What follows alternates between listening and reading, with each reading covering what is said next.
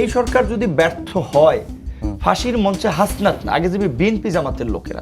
গণ অধিকার পরিষদের সভাপতি নুরুল হক নূর বলেছেন, যদি বর্তমান সরকার ব্যর্থ হয় তাহলে ছাত্রদের আগে রাজনৈতিক দলগুলোর নেতাদের ফাঁসির দড়িতে ঝুলতে হবে। বৈষম্য বিরোধী ছাত্র আন্দোলনের অন্যতম সমন্বয়ক হাসনাত আব্দুল্লাহের বক্তব্যের প্রতিক্রিয়ায় নূর মঙ্গলবার 12 নভেম্বর একটি গণমাধ্যমের সম্পাদকীয় অনুষ্ঠানে এ মন্তব্য করেন। নূর বলেন, এই সরকার যদি ব্যর্থ হয় তাহলে প্রথমে বিএনপি ও জামায়াতের নেতারা ফাঁসির দড়িতে ঝুলবে, তারপর ভিপি নূর বা গণ অধিকার পরিষদের নেতারা, এরপর পরবর্তীতে ছাত্ররা আসবে। তিনি বলেন, বর্তমানে ছাত্রদের রাজনৈতিক শক্তি বা সংগঠন নেই, তাদের কোনো পলিটিক্যাল বেস বা কাঠামোও নেই।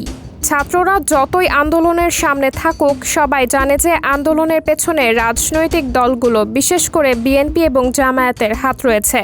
নূর বলেন, গত 5-6 বছরে কোটা সংস্কার আন্দোলন, নিরাপদ সড়ক আন্দোলন এবং বিভিন্ন ছাত্র বিক্ষোভের মাধ্যমে তারা এক ধরনের বিপ্লবী শক্তি তৈরি করেছে। এগুলোই তাদের মধ্যে বিদ্রোহের আগুন জ্বালিয়েছে এবং তারা শেষ পর্যন্ত রাজপথে এই আন্দোলনগুলোর প্রকাশ ঘটিয়েছে।